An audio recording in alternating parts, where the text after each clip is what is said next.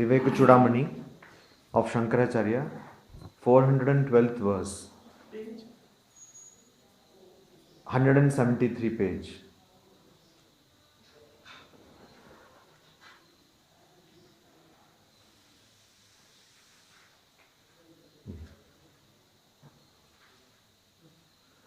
सर्व उपाधि विनिर्मुक्तम सच्चिदानंदम अद्वयम भावयात्मानम आत्मस्थम न भूयः कल्पसे अध्वने. Here again, the Guru, in the words of Shankaracharya, tells the disciple what to do to get liberated from suffering, by getting liberated from the repeated births and deaths, cycle of birth and death. He says, Sarva Upadhi Vinirmuktam. That which is free of all upadhis. What is the meaning of upadhi? In general parlance, we know that upadhi means title. So in the British era, people used to go to the British Indians and used to beg to give some titles. The titles can be really fascinating. This we know from history. Rai Bahadur or something, and that's all. The people used to give donations, tracts of land to get one title. And now in the modern context also we know, suppose in a corporate situation, an employee is not very happy with the salary, then instead you give a high sounding title, like some banks have, customer relation executive. All that fellow does is catch FDs and loans, that's all. But a huge title, fancy title, customer relation executive, that's all. The person is very happy. So that title, that is what we understand by the word upadhi in the general parlance. But here it means all kinds of limiting adjuncts. That is the translation. Limiting adjunct means whatever limits you, whatever takes you away from your understanding of your true personality, that is upadhi. So in the stock example of Vedanta, there is a dark room and there is a robe and you mistake it to be snake. So the snake is upadhi. Snake that prevents you from understanding that it is rope is upadhi. In our case, we have, I prefer to call it illusions of illusions. We have illusions within illusions. So the whole world, the whole universe as it is an illusion. Within that you have illusion that your job is going to give you a lot of, it's a promising career. Or you have an illusion that a particular person is going to help you in your life. Or that person is going to hurt you. All these illusions we carry within the greater illusion of this whole universe being a big illusion. These are all upadhis. In the individual level, what is a upadhi? Upadhi is that you think that you are the body, that you think that you are the mind, that you think that you are a bundle of emotions. That is upadhi. So sarva upadhi vinirmuktam. Mukta means free in Sanskrit. Vinihi, vini, this prefix, this vinirmuktam means which is certainly and very clearly free. Means it is free. It's free, it is devoid of all limiting adjuncts. Sat Chit Anandam. And it is of the nature of Sat. That means it exists all the time. Chit, it is the consciousness or knowledge absolute. And Anandam, bliss absolute. Now this is bliss of which there is no suffering. In reality, in our world, we see happiness, but it has got a suffering, a counterpart in suffering. But this bliss is something which does not have suffering. There is no pro-con, there is only pro, there is no con for this suffering. So then Advayam, this is one without a second. There are no two. There are no two. Bhavayatmanam. So this is what Bhavaya. Bhavaya means it is an instruction, order, meditate. On what? Atmanam. So the Guru is telling to the disciple, Atmanam Bhavaya. Please meditate on the Atman. Meditate on the Atman. Atmastham. And you will become one with the Atman. And Atmastham, which is residing in you.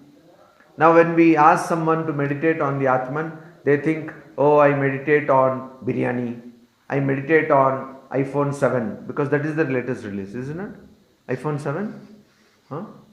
iPhone 7 is the latest release. So many people actually they meditate. It's not a joke. They meditate on iPhone 7.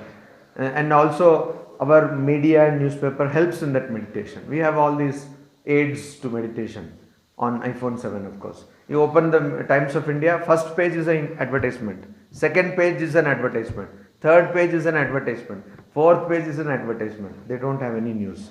But there will be iPhone is come. And you can also get it by EMI. So this type of meditation you are doing. And if you are asked to meditate on God, then you think, yes, instead of iPhone, I meditate on God. Instead of meditating on Toyota Crista, I meditate on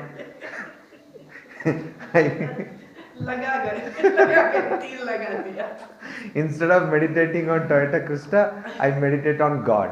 So this is our natural tendency to objectify things. And so you would think that God is something which has to be acquired in that sense, that it is separate from me and I have to acquire it. It is something which I have to purchase or I have to keep, etc. That is why Swamiji very famously said that, you see, this woman, she has so many things in her drawing room and she doesn't have a Japanese vase. So she goes and gets a Japanese vase and puts that. Oh, this also I have added. Similarly, we think that religion is some such thing that we have to go and add to our collection of so many things. But no.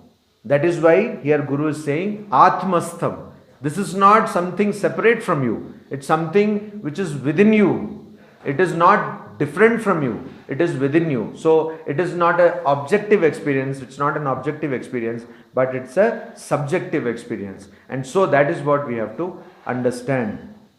And that's why there is this famous story of Shankaracharya. He quotes this story. There were 10 people, very intelligent like me. They were crossing a river in a boat.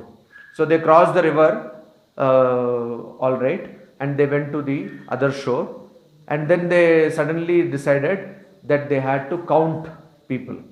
And they started counting. And each one of them counted that there were only 9 people. And they were all confused. They started crying that, oh, our dear friend, they didn't know who, but some dear friend has died. He has got drowned in the river, etc., etc. So some intelligent person like you, foolish person like you, went there and saw this people, all these people crying. And then he asked them, what's the matter? Then they said, you see, we crossed the river and now we count and it is only 9. We were supposed to be 10, and so now we have understood that we have lost one of our friend. So then the person said, he counted and there were 10 people. Then he said, okay, now you count, and they counted again 9. Then he said, Dashama Tvamasi, and you are the 10th. You are the 10th. It's not someone else whom you have lost. You are losing yourself, means you have missed yourself. And that is quoted by Shankaracharya to say that if your mind is pure and prepared, just by hearing the Upanishadic statement that Tattvamasi, you are that, you will get the knowledge. Why don't we get knowledge? Because we are all bound, bogged down by desires. We are always in the constant pull of desires. So that's why we don't, though we hear this again and again and again, we are like that daughter-in-law. There was this mother-in-law and daughter-in-law. A daughter-in-law has come newly to the house, and then the daughter-in-law says, mother-in-law goes to a Bhagavata recital. So daughter-in-law also accompanies her. And then one day mother-in-law sees that the daughter-in-law is feeding cow. She is giving rice to the cow. Then she got angry. She said, hey, Bahu, what are you doing? Why are you giving this rice to cow? Then daughter-in-law said, you see, we go to that Bhagavata part, and that Bhagavat part that Panditji said that you should go mata, you should feed. Then mother-in-law says, you are such a foolish, stupid person. You see, you go to that Bhagavat part, and whatever you listen there, you keep it there and come. You should not take it and come to your house. So you see, I never do such things. So you keep it there and come. That is the idea. So like that, you should not do like that. All of us, we do like that. We hear so many things. Viveka Chudamani, Gospel of Sri Ramakrishna, Swami Vivekananda's complete works. We may take notes also. No. Difficult Sanskrit words only. We may take notes also. But unless you act upon it, nothing is going to come out of it. Okay. So, Atmastham na bhuyah. See, na, why should you meditate on Atman? That is the question. Why should I do it? Because in Sanskrit we say, prayojanam anuddishya mudo api na pravartate. Even a fool does not act without any utility. There should be some utility. What would you get? Na bhuyah advane kalpase. This cycle of coming and going, this cycle of repeated birth and death, you will not have to come again. That is the utility. The utility is you would not have to come again and again into the cycle of birth and death. So, if you have to get rid of that, then think of Atman. Think of Atman. Now another beautiful verse comes. Chhaya eva pumsaha paridrishyamanam abhasa rupena phala anubhutya shariram arat shavavat nirastam punah na sandhatta idam mahatma. So a Mahatma is a person who has understood oneself in this context. One who has understood oneself. Mahatma means Maha plus Atma.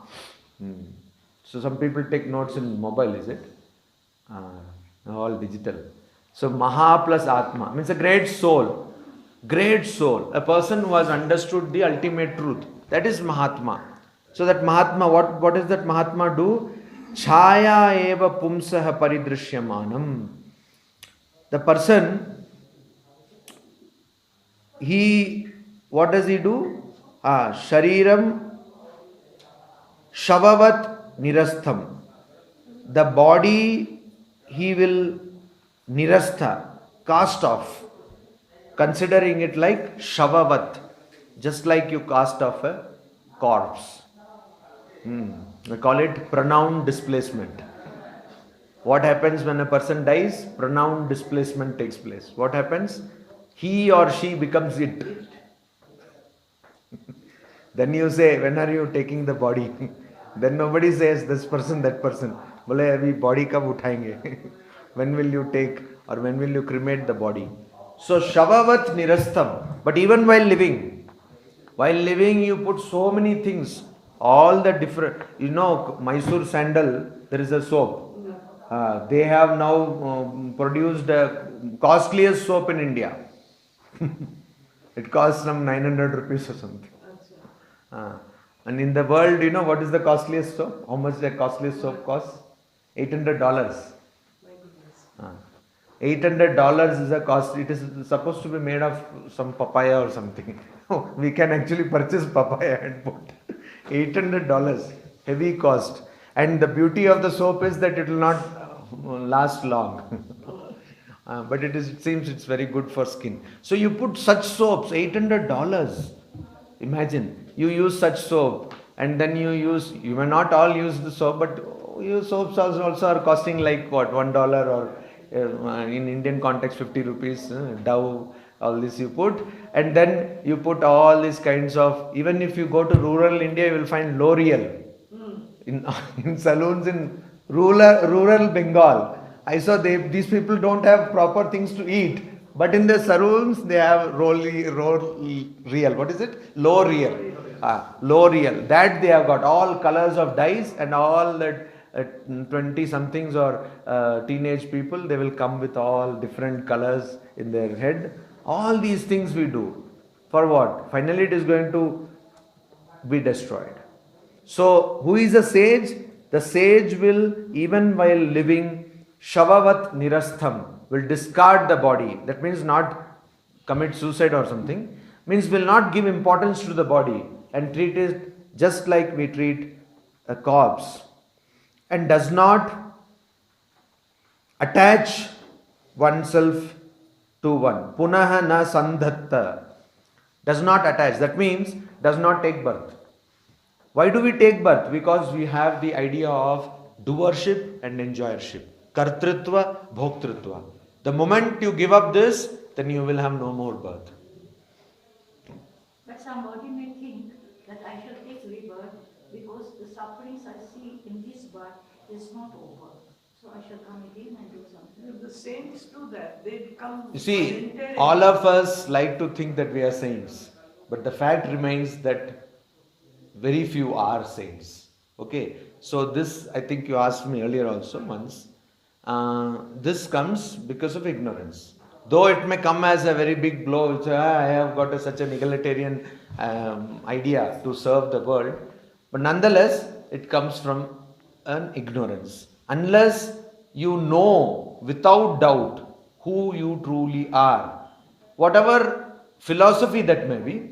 You see, Ramanuja also gave some philosophy, Madhvacharya also gave some philosophy, Shankaracharya also gave some philosophy. All these philosophies will be apparently very different.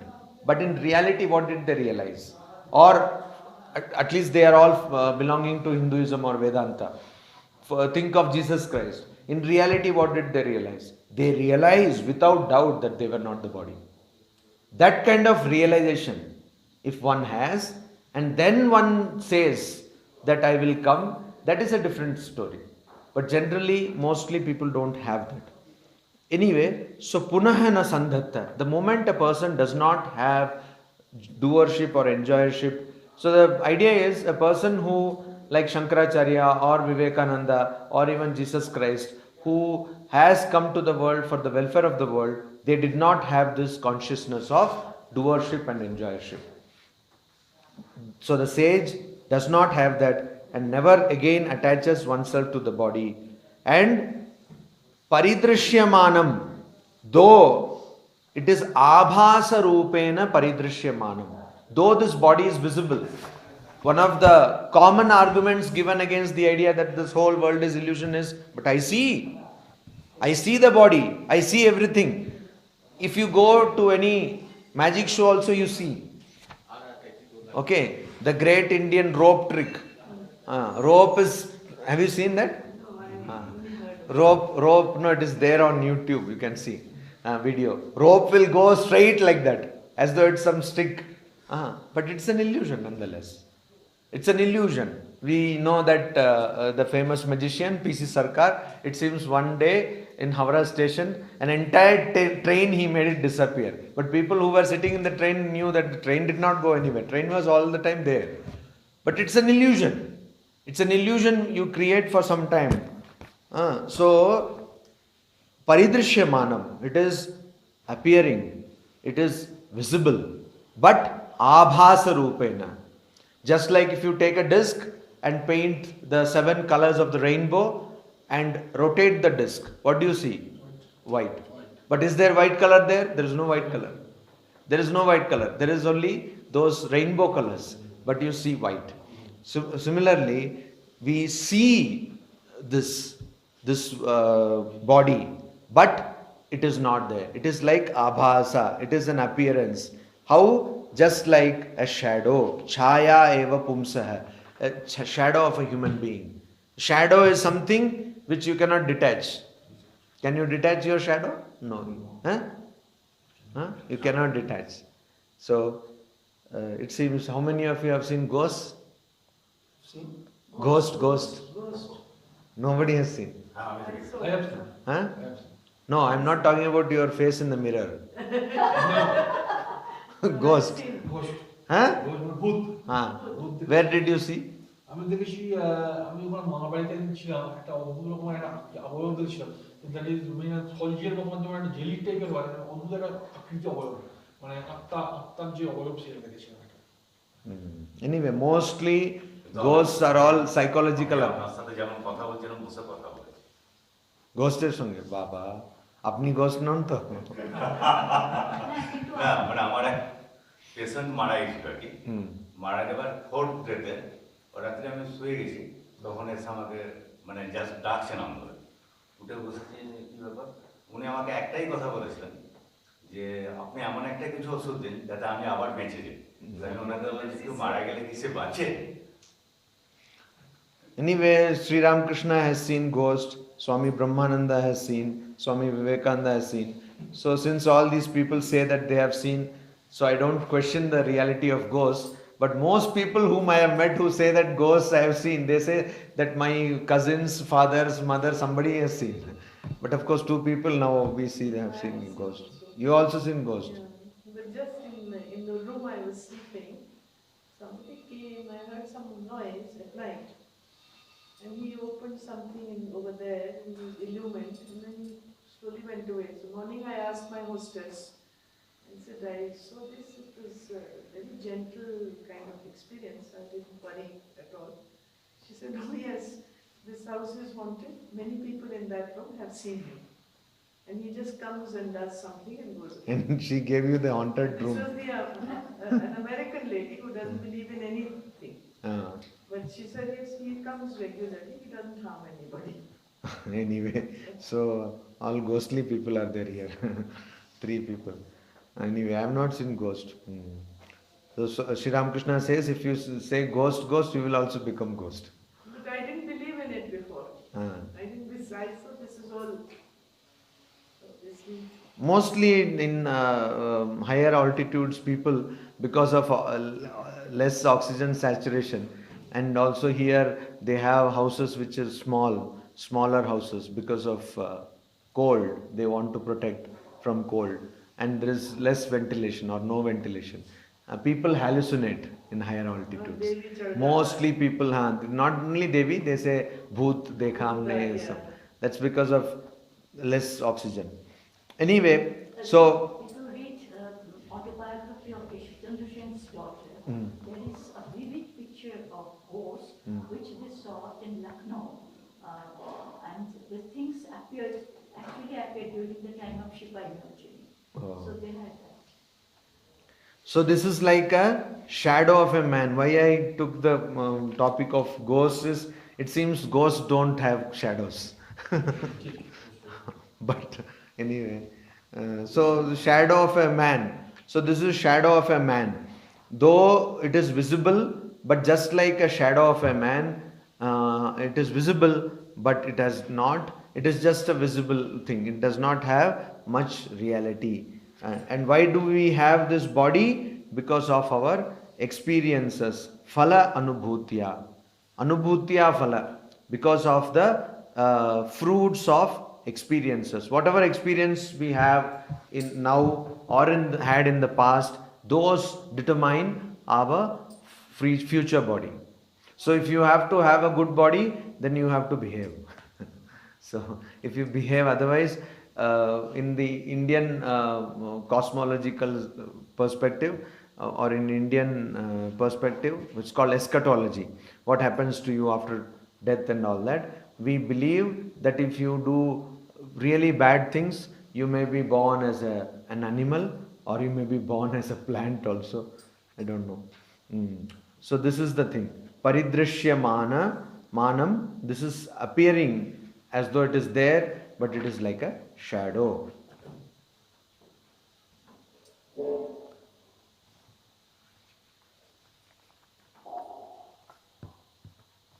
Om Shanti Shanti Shanti.